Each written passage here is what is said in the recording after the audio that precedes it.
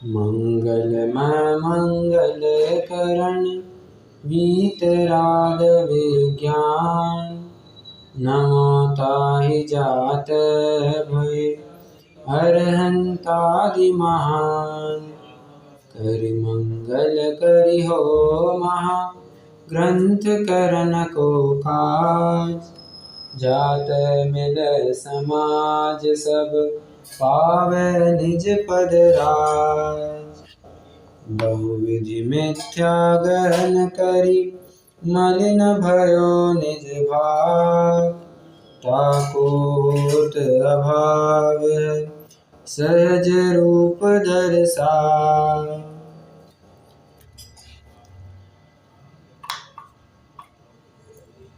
भक्ति योग मीमांसा और ज्ञान योग मीमांसा, इनकी हम चर्चा कर रहे हैं। हमारी भक्ति योग मीमांसा के अंतर्गत सगुण भक्ति और निर्गुण भक्ति, इन दो प्रकार की भक्तियों की चर्चा तो पूरी हो गई। अब हम ज्ञान योग मीमांसा की चर्चा प्रारंभ करने वाले हैं। वैसे मैं आपको एक बात बता दूं, ये ज्ञान योग मीमांसा और निश्चयाभासी का प्रकरण जो हम 7वें अधिकार में देखने वाले हैं, आपको लगभग मिलता जुलता दिखेगा। बहुत सारे पॉइंट्स आपको सिमिलर मिलेंगे। मतलब अगर ये सिर्फ ज्ञान योग मीमांसा, ये टाइटल हटा दो आप, ये पेज 118 पर ये ज्ञान योग मीमांसा है, ये टाइटल हटा दो और कुछ एक शब्दों को थोड़ा सा चेंज कर दो, आपको बराबर यही लगेगा कि अरे ये तो निश्चयाभासी का प्रकरण पढ़ाया जा रहा है, और यही लगेगा। और किस प्रकार की भूल करता है ये हम देखेंगे तो आपको बराबर से लगेगा कि हाँ ये निश्चयाभासी जैसी ही भूल करता है। खैर, ये पॉइंट मैं अभी आपको बता ही रहा हूँ। जब मैं निश्चयाभासी का प्रकरण आपको पढ़ाऊंगा तब भी मैं ये आपको पॉइंट पूछूंगा कि हमने ऐसा कुछ पढ़ा है क्या। तो आप चाहे तो कुछ नोट करके रख सकते हैं, कुछ रेफर करने के लिए रख सकते हैं, बट हाँ ये तो मैं फिर से पूछूंगा ही पूछूंगा। अब देखिए, वैसे एक प्रश्न भी मैं पूछना चाहता हूँ। अभी के लिए एक प्रश्न आपके पास बनाए रखिए, आप मुझे आज उत्तर दीजिए या कल उत्तर दीजिए, चलेगा। बट अभी एक प्रश्न पूछ करके रखता हूँ, ये ज्ञान योग मीमांसा और निश्चयाभासी, इन दोनों में अंतर क्या है, इन दोनों में फर्क कैसे करेंगे, ठीक है। क्योंकि कंटेंट तो आपको सेम मिलेगा, सेम टू डिट्टो सेम मिलेगा, तो डिफ्रेंशिएट कैसे करेंगे, ये ब्रह्मवादी है मतलब ज्ञान योग मीमांसा वाला है या फिर निश्चयाभासी है, ये कैसे आप डिस्टिंग्विश करेंगे, ये आपके लिए एक छोटा क्वेश्चन है। अभी बता सकते हैं?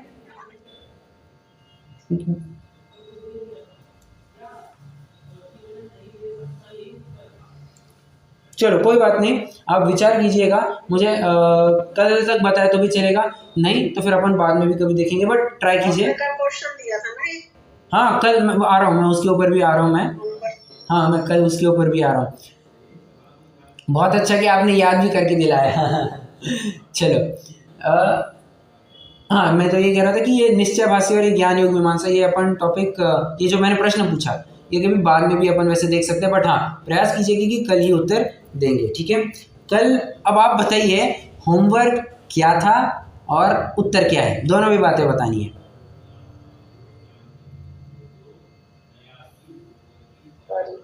कल क्वेश्चन था ना अपनी महिमा के अर्थ,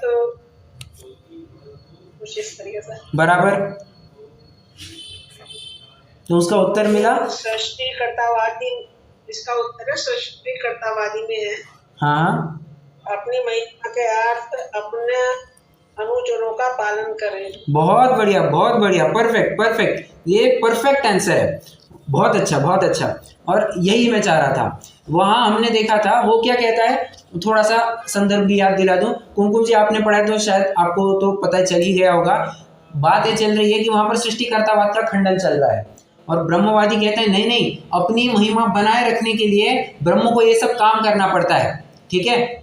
तो आपको याद आ रहा होगा, फिर मैंने उदाहरण दिए थे कि ये नेता मंडली दिन में 4-4 कपड़े बदलते देखे जाते हैं, और कोई ये कहे कि नहीं इनकी आइडेंटिटी बनाए रखने के लिए ये बहुत आवश्यक है, सो तो काम बनता नहीं है, क्योंकि तुम्हारी आइडेंटिटी तुम्हारे कपड़ों से नहीं है, तुम्हारी पहचान तुम्हारे कपड़ों से नहीं है, तुम्हारे काम से तुम्हारी पहचान होती है।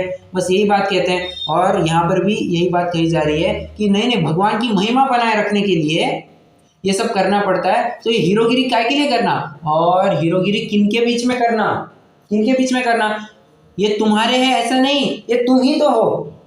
तुम जितने भी जीव है तुम उन्हीं को ब्रह्म का ही तो अंश मानते हो, ब्रह्म में सबका उनमें ब्रह्म का अंश मानते हो। मतलब तुम ही तो हुए, ये कोई और तो हुए नहीं। तो महिमा खुद के सामने इतनी महिमा क्यों दिखाना, बराबर। कि ये अपना पॉइंट था, बहुत अच्छा। अब अपन थोड़ा आगे बढ़ते हैं। और यहाँ पर जो कल अपन ने प्रकरण लिया वहाँ पर उन्होंने मान कषाय के अर्थ मान कषाय के रूप में उसको यूज किया था। अब आइए अपन सीधे ही प्रकरण को प्रारंभ करते हैं, ज्ञान योग मीमांसा का।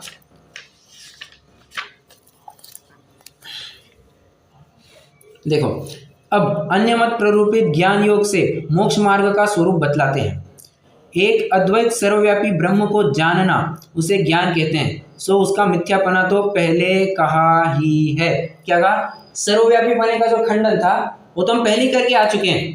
तो जो ज्ञान योग मीमांसा कहता है उसकी तो चर्चा हम पहले मतलब सर्वव्यापी अद्वैतपना, इसका तो खंडन हम पहले ही करके आ चुके हैं। सृष्टिकर्तावाद आदि का भी हम खंडन पहले ही करके आ चुके हैं। अब आप देखेंगे यहाँ पर कुछ विशेष रूप से थोड़ी आत्मा परमात्मा की ऐसी कुछ चर्चा चलेगी, तो आपको बहुत रोचक लगेगी। आइए अपन थोड़ा पढ़ते हैं। हाँ ठीक है,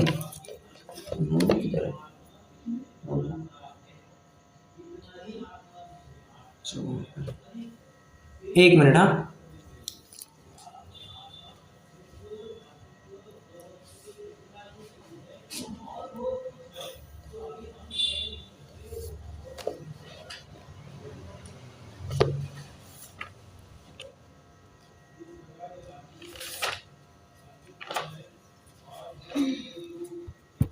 वैसे आगे जाने से पहले एक बात बता दूं मैं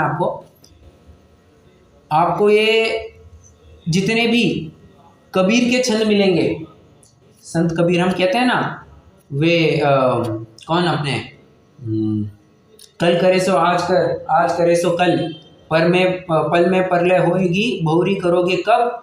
ये जो छंद बताने वाले कबीर है ना, इनके आपको लगभग सारे छंद, लगभग मतलब सारे के सारे कहेंगे तो भी कोई अतिशयोक्ति नहीं होगी, इनके सारे छंद ये ज्ञान योग मीमांसा वाले मिलेंगे आपको। मतलब एकमात्र ज्ञान से मुक्ति, ज्ञानान मुक्ति उनका एक सूत्र है, ज्ञान से ही मुक्ति होती है, ज्ञान से ही मुक्ति होती है, ऐसा वे मानते हैं। मतलब आत्मा का ज्ञान करो, आत्मा को जानो, जानो ज्ञान ज्ञान ज्ञान, बस जानने मात्र से वे मोक्ष की प्राप्ति मानते हैं। ये इसी तर्ज पर और आपको एक प्रकार से पूरी अध्यात्म की छटा मिलेगी। आपको कबीर का कोई भी छंद उठा करके देखिए, आपको उसमें एक प्रकार से सिंपल लिविंग, सामाजिक जीवन, आध्यात्मिकता और यही फूट फूट करके मिलेगी। आपको ऐसे कोई मक्खनबाजी की है भगवान की कुछ नहीं मिलेगा, कुछ नहीं मिलेगा, भक्ति आदि की है कुछ नहीं, एक अध्यात्म की बात वहां पर की गई है। अगर आप थोड़ा सा भक्ति योग की तरफ देखेंगे तो भक्ति योग में तुलसीदास के छंद खूब प्रसिद्ध हुए। वे भक्ति कर करके भगवान, मतलब उनके छंद पूरे भक्ति परक है, मतलब भक्ति में ही आपको उनके छंद मिलेंगे। तो आप ऐसे थोड़ा सा आपको थोड़ा अंतर समझना चाहिए। वैसे और बात बता दूं, 4 प्रकार की भक्तियां, मोटा मोटी 4 प्रकार की भक्तियां अन्य मतियों में मानी है। एक दास भक्ति, एक सखा भक्ति, एक पति भक्ति, एक पत्नी भक्ति। क्या कहा? दास भक्ति, सखा भक्ति, पति भक्ति और पत्नी भक्ति, इस प्रकार से 4 नाम कुछ बताए गए हैं, जिसमें ये जितने भी सखा भक्ति है, ये सूरदास या फिर तुलसीदास, इनके छंद जितने भी छंद आपको मिलेंगे ये सब नॉट एज अ आप हमारे स्वामी, मैं आपका दास, नहीं, एज अ फ्रेंड उनकी भक्ति की है। ये पति भक्ति, गेस पति भक्ति में किसके छंद प्रसिद्ध होंगे?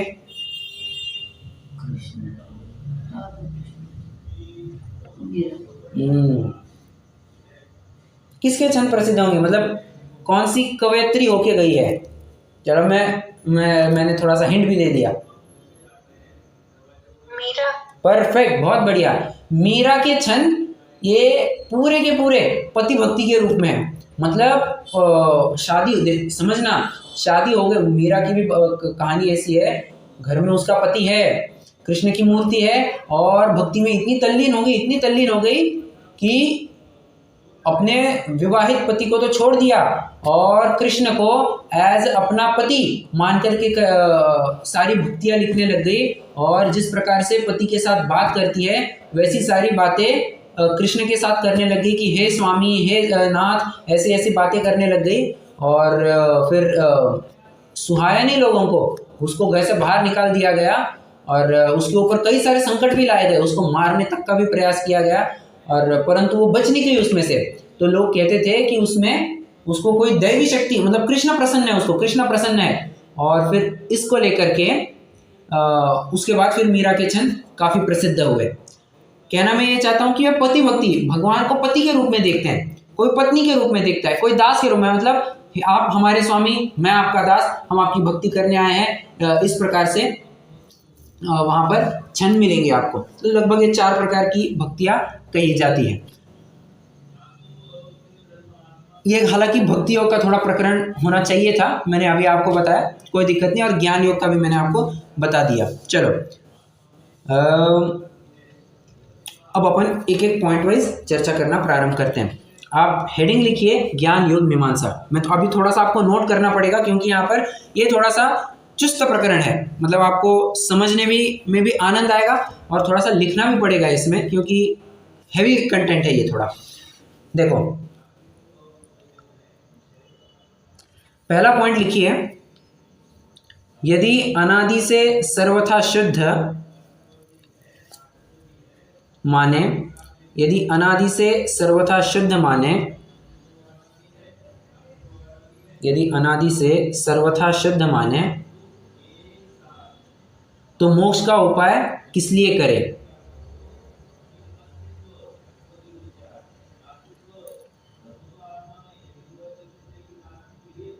मतलब इस पंक्ति में सामने वाले का क्या कथन है ये भी कवर हो रहा है और पंडित जी उसका खंडन कैसे करें ये भी कवर हो रहा है। ठीक है, अब देखो अपन थोड़ा सा इसको समझते हैं। वो क्या कह रहा है, उसको ना अध्यात्म का जरा जोर चढ़ गया है, जोर भी चढ़ गया और एक प्रकार से ज्वर भी चढ़ गया है। वो क्या कहता है, कहता है कि आत्मा तो अनादि से शुद्ध है बाबा, आत्मा तो अनादि से शुद्ध है, ये विकारी पर्याय मुझमें प्रवेश ही नहीं किया है, ये विकारी पर्याय मेरी है ही नहीं। तो निहाल भाई कहते, निहाल चंद जी कहते थे ना कि मुझे मोक्ष में नहीं जाना, पर्याय मेरा ध्यान करे तो करे, मैं किसका ध्यान करूं, मैं तो एक ध्येय तत्व हूँ, ऐसी बातें कहते थे। वो अध्यात्म के जोर में वो बात समझ जाते थे, परंतु इसकी दिक्कत क्या है, इसकी दिक्कत क्या है, ये बात वैसी करता है परंतु उसका एकांत कर बैठा है। हम यहाँ पर वो बात कहें कि मुझे मोक्ष में नहीं जाना, मैं तो मुक्त ही हूँ, यदि हम ऐसा कहेंगे तो चलेगा क्या, तो चलेगा। जैनी अगर ये बात कहेगा तो चलेगा क्या,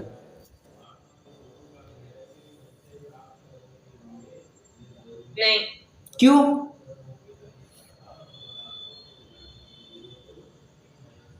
आत्मा मुक्त है पर हम तो अभी मुक्त नहीं है, अभी भी बंधन है।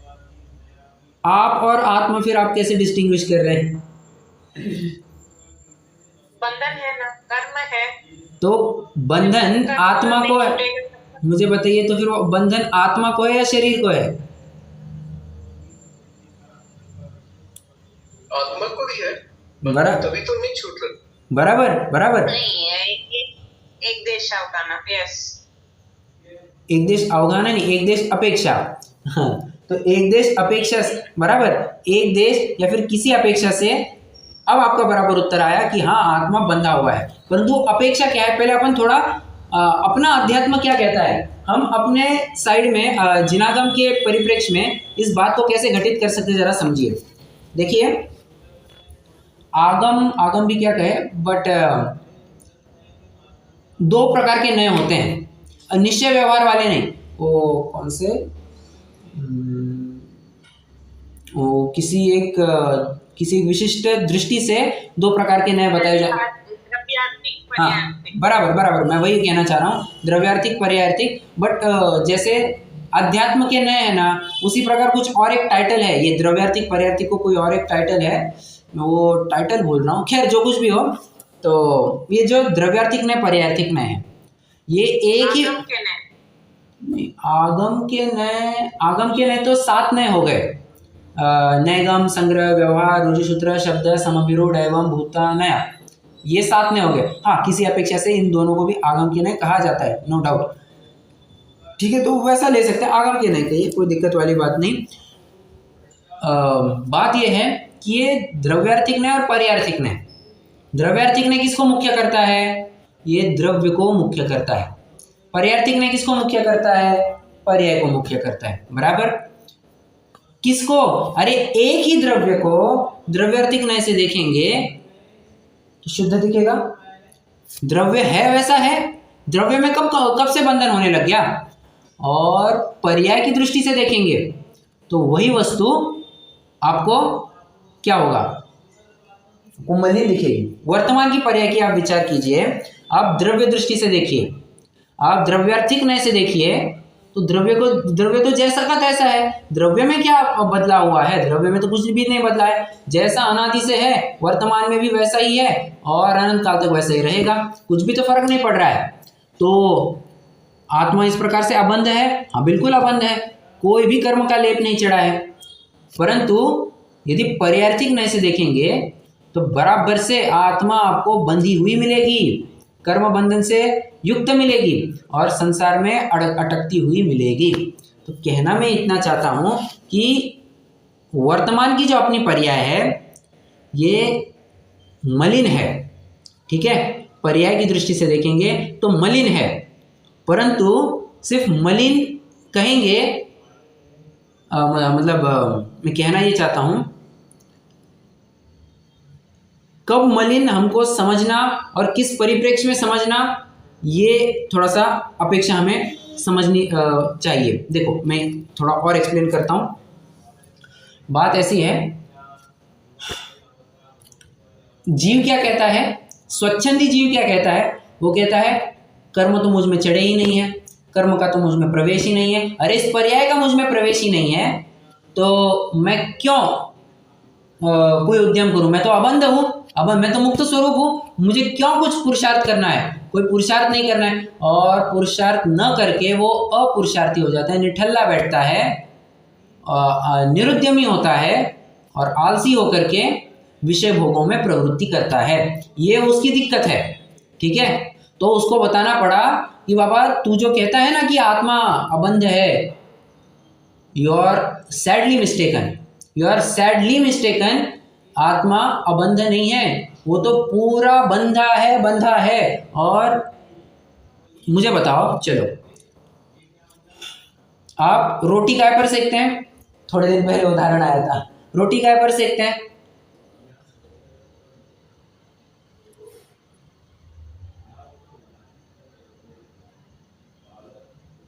अरे कोई रोटी नहीं खाता क्या? तवे पे सेकते हैं। बराबर, तवे पर गैस से। पे रखे हुए तवे पर सेकते हैं। हाँ, बेटर आंसर, राइट। गैस पर रखे तवे पर सेकते हैं, ठीक है। अब मुझे बताओ, आपने रोटियां सब बना दी, सब हो गया, और अब आपको तवा नीचे उतारना है। हाथ से उतार सकते हैं? हाथ से उतार सकते हैं, तवा ही तो है। जिस तरह से हमने चालू करते वक्त तवा रखा था वैसे ही उतारता हाथ से, उसी प्रकार उतारते वक्त हाथ से उतार सकते हैं। क्या दिक्कत है?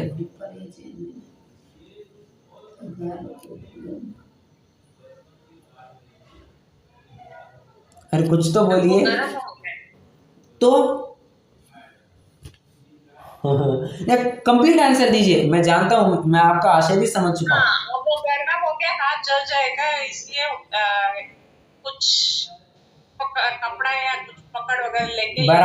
बराबर, परफेक्ट। मतलब ये हम जानते हैं कि अभी उसको तवा समझने की गलती नहीं करना। वो अग्नि के संयोग में आने से वो तवा नहीं रहा है, वो अब आग हो गया है। उसको तवा समझने की भूल मत करना। वो तो आग से परिणमित लोहा, आग से परिणमित तवा नहीं, आग ही है, ठीक है। ये आग ही होगा। आप हाथ लगा करके देखो ना, जलता है। आप ऐसे ही अग्नि में हाथ डाल करके देखो, जलेगा। और वैसे ही उस तवे को, गर्म तवे को उठाओ, तब भी हाथ जलने वाला है। मतलब कहना मैं ये चाहता हूँ कि भले ही वो वस्तु लोहा है, वो तवा है, परंतु अग्नि के संयोग में आने से वो गर्म हो चुकी है, तो हमें ये स्वीकार करना पड़ेगा। भले ही वस्तु है, वो तवा है, परंतु उसके वर्तमान पर्याय को हमें स्वीकार करना पड़ेगा। यदि वर्तमान पर्याय को स्वीकार नहीं करेंगे, ये देखो, यदि हम ये स्वीकार नहीं करते हैं क्या कि तवा गर्म है, तो क्या होगा? अरे हाथ जलने वाला है, हाथ जलेगा और बहुत दिक्कत होगी। उसी प्रकार यदि कोई कहे कि नहीं, मैं तो अनादि निधन मुक्त स्वभावी हूँ, जो ही मुझ में, जो निगोद में, सोई मुझ में, सोई मोक्ष मंजार, क्या सिद्ध भगवान, क्या मैं और क्या मोक्ष और क्या संसार, मैं मुक्त ही हूँ, मुझे किसी स्थान विशेष से क्या। कोई ऐसा अगर सर्वथा मान लेवे, अब थोड़ा सा उसकी बात ले रहे हैं, कोई ऐसा सर्वथा मान लेवे, तो बाबा तुम्हारे घर में, तुम्हारे आत्म प्रदेशों में ये इतने कर्म बंधन है, इन कर्म बंधन को छोड़ करके, इनका नाश करके तुम मुक्त कैसे हो सकोगे? तुम अपनी गलती का जब तक एहसास नहीं करोगे, जब तक गलती का एहसास नहीं होता है, तब तक गलती के नाश का प्रयास भी नहीं किया जाता। घर में कचरा आया है तो कोई सजावट के लिए नहीं होता है, घर से बाहर निकालने के लिए होता है। तो कचरे का ज्ञान इसलिए आवश्यक है ताकि उसको बनाए रखे, नहीं उसको हटाए। कचरे का ज्ञान हटाने के लिए हुआ करता है। उसी प्रकार ये राग द्वेष आदि तुम्हारे कहे हैं, ये उनसे निवृत्ति कराने के लिए कहे थे, ठीक है। और ये किसके लिए कहे थे? ये उस जीव के लिए कहे थे जो ये सर्वथा मान बैठा है कि नहीं नहीं, राग द्वेष आदि मेरे है ही नहीं, है ही नहीं, है ही नहीं। इस प्रकार से कह करके राग द्वेष की सत्ता ही स्वीकार करने को तैयार नहीं था। देखो एक बात समझना, जितना मेरा शरीर आपके शरीर से भिन्न पृथक है, उतना ही मेरा शरीर मेरी आत्मा से भी भिन्न पृथक है। समझना, जितना आपका शरीर मेरे शरीर से, मेरी आत्मा से भिन्न पृथक है, उतना ही मेरा शरीर मेरी आत्मा से भी भिन्न पृथक है। परंतु जितना भिन्न पृथक आपके राग द्वेष मेरे जीव से है, उतने भिन्न पृथक मेरे राग द्वेष मेरे जीव से नहीं है। मतलब आपको ये स्वीकार करना पड़ेगा कि भले ही वस्तु तो है जो कि त्यों, परंतु उसके ऊपर आवरण चढ़ा हुआ है, ठीक है। अब जब तक आवरण हटाएंगे नहीं, जब तक वो गंदगी साफ नहीं करेंगे, तब तक वो योग्य वस्तु हमारे सामने नहीं आने वाली है। तो मेघ पटल जब तक है तब तक सूरज हमारे सामने नहीं आएगा। उसी प्रकार जब तक ये कर्म के आवरण है, जब तक वो हटाएंगे नहीं, ये राग द्वेष रूपी विकार भाव है, जब तक इनको हटाएंगे नहीं, तो मुक्त स्वरूप मुक्त कैसे हो पाएंगे? बराबर, उनसे भिन्न तुम्हारे अंदर हुए हैं ये मानो, परंतु कब तक? उनके नाश करने पुरता मानो। उसके बाद तो तुम्हें यही स्वीकार करना है कि बाबा ये राग द्वेष भी मेरे नहीं है, परंतु उनका अभाव करने के लिए तो तुमको मानना ही पड़ेगा, ठीक है। कंसेप्ट समझ में आया क्या? यहाँ पर क्या कहना चाह रहे हैं? मैंने बहुत डिटेल में एक्सप्लेन किया है, मैंने कई सारे पॉइंट्स भी यहाँ वहाँ के थोड़े बताए हैं। कुछ दिक्कत है इस पॉइंट में?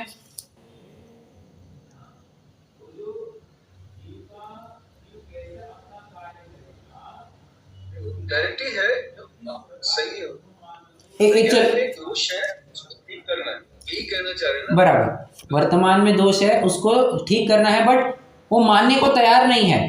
तो पंडित साहब दिक्कत यहाँ पर ये जता रहे हैं, अरे बाबा यदि तेरे आत्म प्रदेशों में, देखो चलो एक उदाहरण सी बात करते हैं, जब तक तुम ये मानते नहीं हो कि मेरे घर में बहुत गंदगी हो गई है, तब तक उसे साफ करने का उद्यम करेंगे क्या?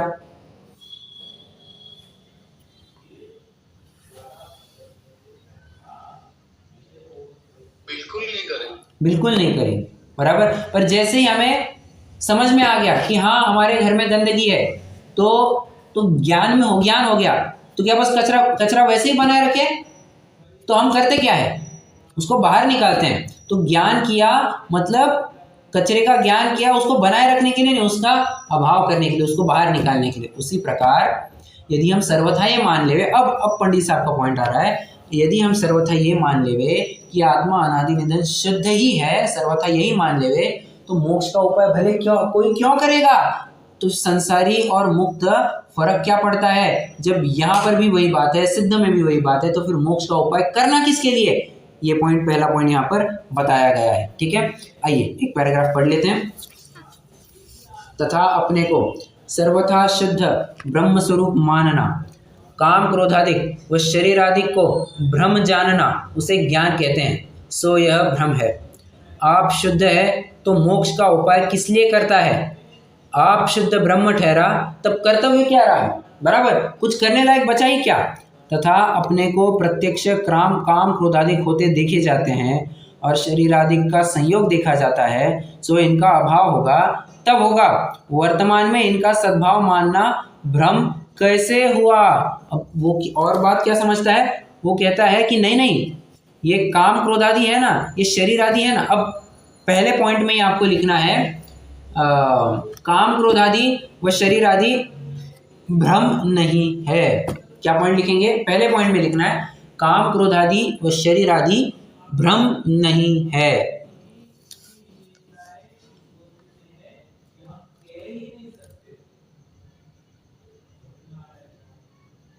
वो ये इसका मतलब क्या है, समझ रहे हैं। सामने वाला क्या कह रहा है, मतलब सामने वाले का खंडन किया जा रहा है। सामने वाला मतलब ब्रह्मवादी कहता है कि ये राग द्वेष है ना, सब माया जाल है, सब मोह माया है, सब मोह माया है, सब झूठा है, सब मिथ्या है, सब मिथ्या है, सर्वम मिथ्या, सर्वम मिथ्या, ऐसा कह करके वो उसकी सत्ता ही स्वीकार करने को तैयार नहीं है। उसको भ्रम कह करके उसको झुठलाना चाहता है, उसको भ्रम कह करके, उसको माया जाल कह करके उसको झुठलाना चाहता है। तो पंडित साहब कहते, अरे बाबा, भ्रम वो नहीं है, तुम उसकी सत्ता स्वीकार नहीं कर रहे हो, भ्रम ये है। राग द्वेष का होना ये कोई भ्रम नहीं है, ये तो वास्तविकता है, ये वास्तविकता है। तुम उसे अपना मान करके उसके अभाव का प्रयास नहीं कर रहे हो, ये सबसे बड़ा भ्रम है।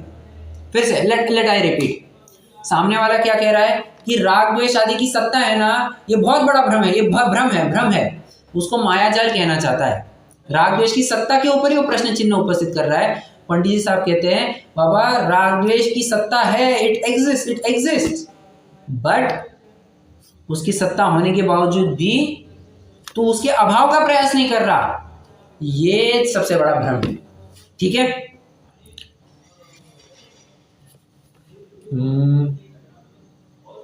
इसमें ये क्या लिखा हुआ है, शरीर आदि को भ्रम जानना उसे ज्ञान कहते हैं, सो यह भ्रम है।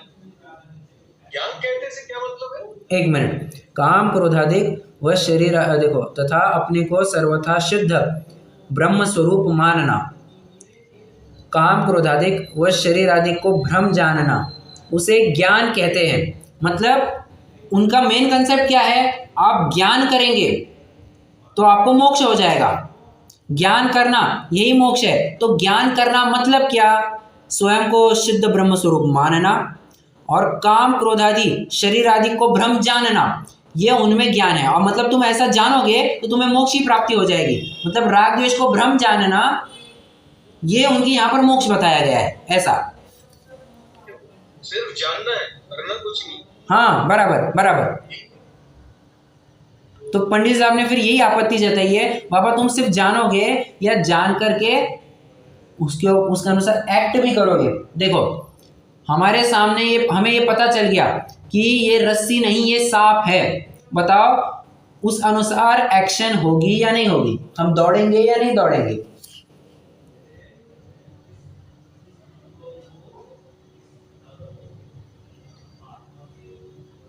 दौड़ना ही पड़ेगा, बराबर, दौड़ना ही पड़ेगा, बस यही बात है। पर सामने वाले स्वीकार करने को तैयार नहीं, वो कहते हैं सिर्फ जानो कि ये सांप है। अरे बाबा, आएगा डसेगा तब तुमको पता चलेगा कि सिर्फ जान, हाँ अब जानते रहो ना, अब काहे के लिए, अब डसने के बाद अब क्यों जा रहे हो अस्पताल में, अब बस जानो इसने जहर चढ़ रहा है, जानो, जानते रहो। समझ में आ रहा है, मतलब जानने के बाद भी वो एक्टिविटी दिखनी चाहिए, उस पूर्वक प्रवृत्ति होनी चाहिए तुम्हारी, और कषायों की निवृत्ति के लिए तुम्हारा उद्यम होना चाहिए था। सो तो तुम कुछ कर नहीं रहे हो। ठीक है, ये अपना पहला पॉइंट हो गया। अब देखो, अब तो दूसरे पॉइंट में भी और हद करता है वो कहता है, ये दूसरा पॉइंट चलेगा, वो कहता है ये मोक्ष का उपाय है ना, ये भी सब झूठा है, ये मोक्ष का उपाय भी भ्रम है। ओहो हो, मतलब वो तो मोक्ष क्या कहे, मोक्ष में क्या जाते हो, मोक्ष का उपाय करना ये भी भ्रम है। वो ऐसा कह करके वो उसको भी झुठलाना चाहता है, मतलब और दिक्कत हो गई। तो आप सेकंड पॉइंट लिखिए। तो मान ही नहीं रहे ना, हाँ ये इसको तो मान ही नहीं रहे ना कि मतलब वो भ्रम का बस ज्ञान होना है, आगे कुछ नहीं करना है। हाँ ये कहना चाह रहे हैं ना, बराबर, कोई उपाय करने की जरूरत ही नहीं है, वो मतलब बस जान के छोड़ देना है। उसके हिसाब से बस जान करके छोड़ देने की बात है, वो कुछ कर्तव्य कर ही नहीं रहा है। अब पंडित साहब भी फिर से वही बात कहते हैं, देखो फिर कहते हैं, ये आप पहले एक सेकंड पॉइंट लिखिए, मोक्ष का उपाय करना भ्रम नहीं है।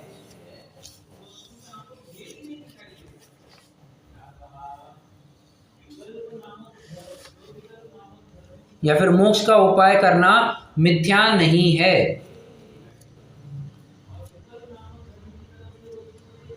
अब देखो थोड़ा पढ़ते हैं, ये भी पॉइंट लगभग हो सकता है आपको ऊपर जैसा ही मिले। फिर कहते हैं मोक्ष का उपाय करना भी भ्रम है, जैसे रस्सी तो रस्सी ही है, उसे सर्प जान रहा था सो भ्रम था, ब्रह्म मिटने पर रस्सी ही है। उसी प्रकार आप तो ब्रह्म ही है, अपने को अशुद्ध जान रहा था सो भ्रम था, ब्रह्म मिटने पर आप ब्रह्म ही है, सो ऐसा कहना मिथ्या है।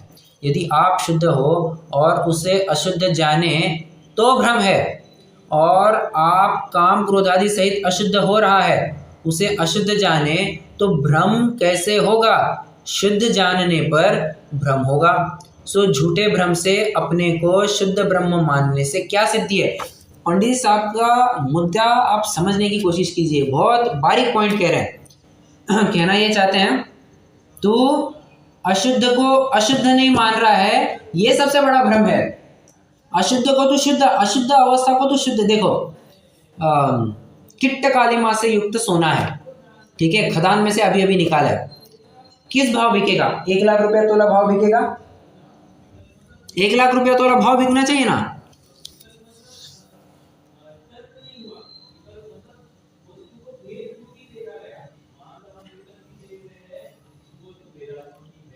क्या कहना है आपका, क्यों? मलिनता है ना। हाँ बराबर, मलिनता है। और यदि कोई बेचना चाहे तो कोई खरीदेगा। चलो मैं आपको बेचता हूँ, चलो 1 लाख नहीं, सब 20% डिस्काउंट, 80,000 में बेचने को तैयार हूँ।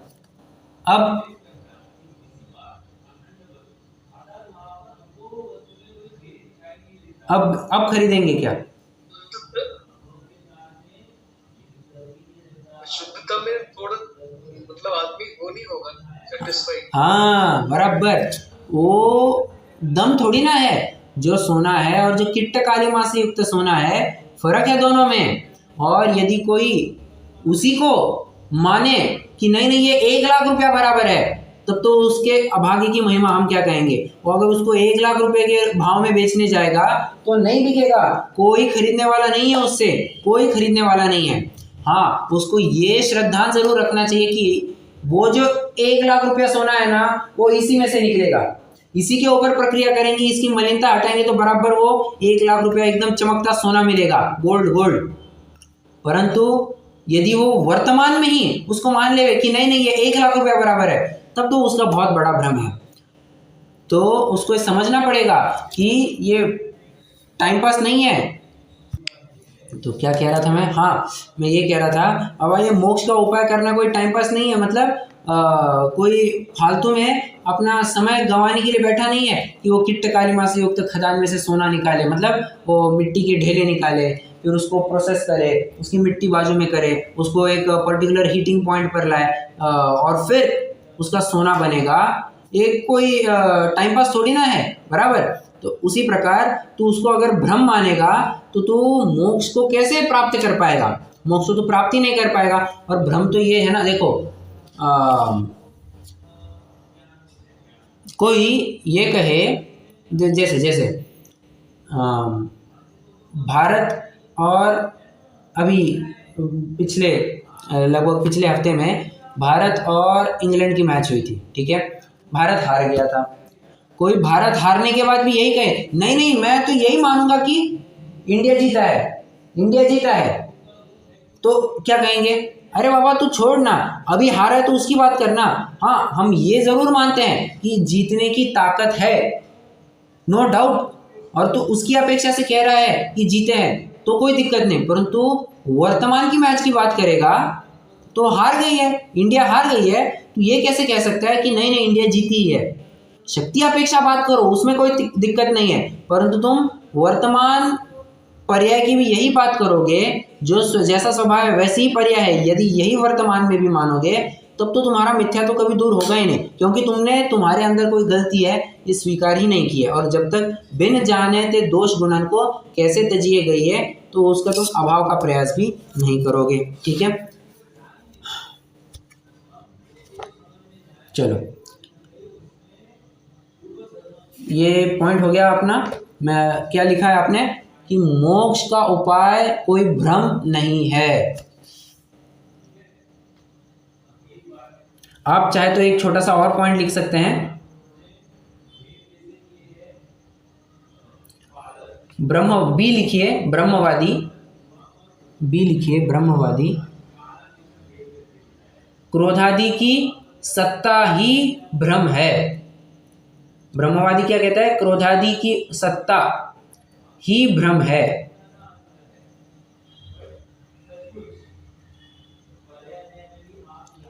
पंडित जी का ये कहना चाह रहा है ना कि भ्रम है, एक्चुअली में कुछ नहीं है वो।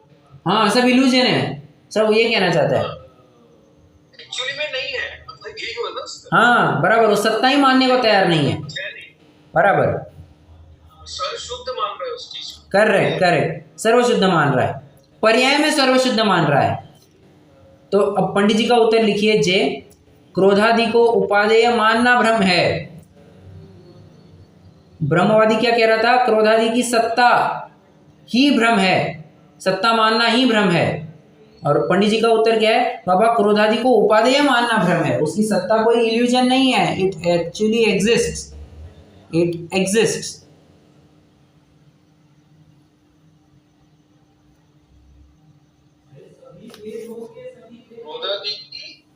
क्रोधादि को उपादेय मानना भ्रम है, बराबर, ये पंडित जी का उत्तर।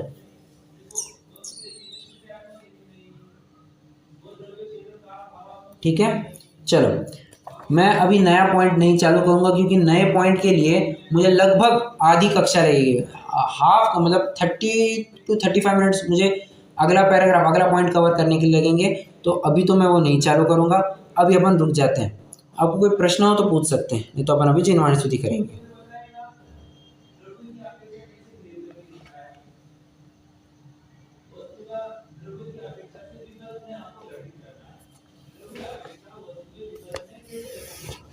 नहीं है, चलो जिनवाणी स्तुति करेंगे।